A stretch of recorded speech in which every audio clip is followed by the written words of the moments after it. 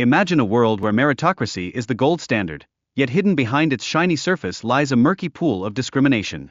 How does one even begin to untangle this web, when society is convinced that fairness is in full swing, oblivious to the inequalities lurking just beneath? It's a mind-boggling paradox that keeps us questioning. Now, let's bring luck into the picture. It turns out, pure hard work doesn't always snag the prize. Whoa! This revelation pulls the rug out from under the whole merit-based system, exposing its flaws.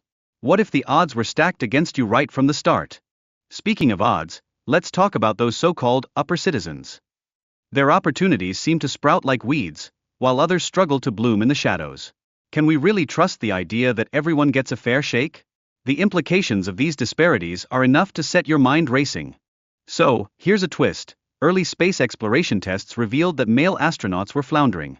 Enter Dr. Lovelace, who turned the tables and thought about bringing in female astronauts instead. What does this say about endurance and capability? The potential of women in such intense environments suddenly emerges like a shooting star. Digging deeper into history, we find women trained as pilots during World War II. They were more than capable, yet systemic barriers locked them out of aviation and military roles. How could such talent be ignored? This historical backdrop sheds light on the enduring struggle for equality. Resistance bubbled up from male astronauts and industry bigwigs, echoing a broader societal disdain for women in aerospace. Their attempts to undermine female qualifications expose an ugly truth: the road to gender equality is riddled with obstacles. How can we overcome such deeply ingrained biases? Meritocracy promises a world where talents and abilities reign supreme, completely detached from race or gender. But does it really deliver? This framework is essential for leveling the playing field in various arenas, yet is it truly effective, or just an illusion? Now, let's throw in the admissions bribery scandal. Yikes! Wealth wields its unfair influence on opportunities, shaking the very foundation of meritocratic systems in education. What happens to fairness when money talks louder than talent? In a social experiment, Michael Sandel put students in the hot seat, challenging their views on prioritizing wealthy applicants. Can you feel the tension? The debate about fairness and meritocracy in education continues to rage, leaving everyone on edge. But wait, there's more. The ethical dilemmas around organ sales ignite conversations about capitalism and who gets to call the shots. This controversial issue raises eyebrows and questions about moral boundaries in society. Then there's Hank Aaron, a shining example of the meritocracy narrative. His hard work carved a path to success despite the racial storm around him. Does his story illuminate broader societal issues about opportunity and justice, or is it just a rare anomaly? Challenging the meritocracy dream, Michael Sandel argues that it doesn't just bring fairness into the picture, it often breeds hidden discrimination instead. What if striving for equality is a mirage, obscured by the glitter of merit-based systems? Let's hop over to early 20th century Britain, where the Labour Party aimed to dismantle class divisions. They envisioned a world where working-class kids could thrive. This political stage set the glittering backdrop for the rise of meritocracy, but did it really change anything? Fast forward to Michael Young's 1958 novel, The Rise of the Meritocracy. It paints a future where talent dictates social status.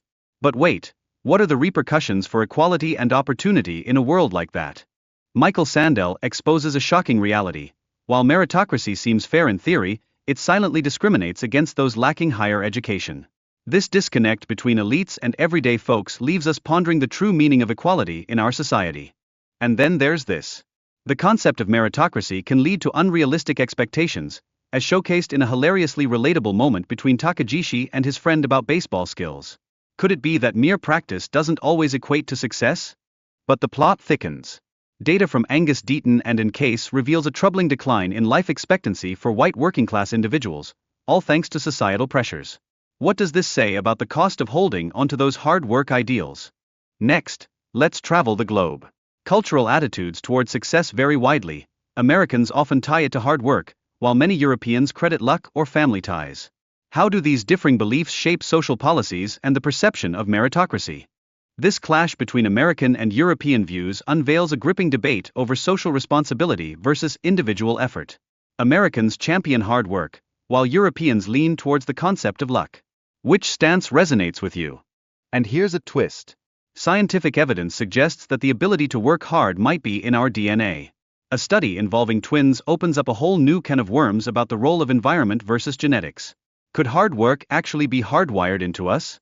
Let's take a step back and think about why we imitate successful individuals. It's rooted in our survival instincts, our desperation for social acceptance. This behavior echoes how chameleons adapt to their surroundings, but what does it mean for our identities? Enter the Church of God, the utterly indifferent. This school of thought claims that God is just too busy for humanity, leaving us to fend for ourselves. How does this belief create a disconnect between divine presence and our daily lives? In Kurt Vonnegut's The Sirens of Titan, we encounter a bizarre depiction of a handicapped society, where absurdity reigns as everyone is burdened to ensure no one outshines another. Could this extreme egalitarianism be a cautionary tale we should heed? As we pivot to the FIRE movement, financial independence, retire early, we find a desire for freedom that's both inspiring and unsettling. Many chasing their passions face disillusionment. Is it truly the key to happiness, or just another societal illusion?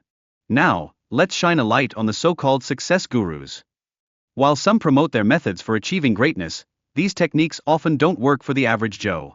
This disconnect creates a false narrative that can lead followers astray. Are we being misled? In our meritocratic society, privilege often reigns supreme, creating systemic inequalities that are hard to ignore. Those who have advantages frequently overlook the battles faced by those less fortunate. How can we bridge this gap? Intellectual elitism fosters this dangerous belief that sheer will and hard work will always yield success, ignoring the reality of obstacles many face. Is this mindset a recipe for social division? The term McJob has become synonymous with low-paying, easily replaceable jobs, which can strip fast food workers of the respect they deserve. What does this say about our societal values and the importance we place on different types of work? In the novel, She is an Aristocrat, the reader confronts the glaring differences between the affluent and those grappling with financial hardships. This vivid portrayal magnifies the class disparities that continue to shape our world. How does this resonate with your experiences? The lifestyle of Japanese aristocrats is fascinatingly multifaceted, often merging wealth with a modest lifestyle. This challenges conventional stereotypes about the upper class. What can we learn from their approach to wealth and simplicity? Aristocrats in Japan hold tight to loyalty, maintaining relationships that span generations. Their paths are not just about wealth, they're tethered to family backgrounds that dictate their social trajectories. How does this impact their view of ordinary citizens? While not always born into wealth, upper citizens often find themselves in key positions of power, leveraging societal influences to their advantage. They can prioritize their interests over those of everyday people. What does this mean for the rest of us? The stark cultural divide between aristocrats and upper citizens shapes their interactions and perceptions of the common folk. This divide might be subtle, but it wields significant influence on societal dynamics. Are we aware of these invisible barriers? Lastly, the notion of being the best and the brightest doesn't guarantee effective leadership. Just look at historical blunders like the Vietnam War. This meritocratic belief may lead us down a treacherous path. How can we ensure that we choose wisely in the future? Invisible discrimination lurks in the shadows, as meritocracy often overlooks the inherent value of all jobs. This creates a dividing line between skilled and unskilled labor. What can we do to challenge this hierarchy and appreciate every contribution? Sandel's theory sparks a vital conversation about class diversity and the obligations of the privileged to engage with the wider world. It's a call to action, encouraging dialogue across social boundaries that could reshape our society for the better.